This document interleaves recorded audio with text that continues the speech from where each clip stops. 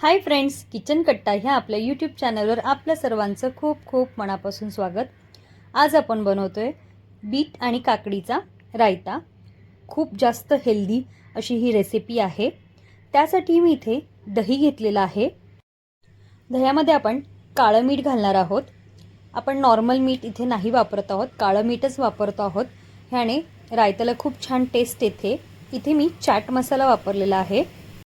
तुम्ही ह्यामध्ये लाल तिखट सुद्धा वापरू शकता, मी इथे वापरलेलं नाहीये।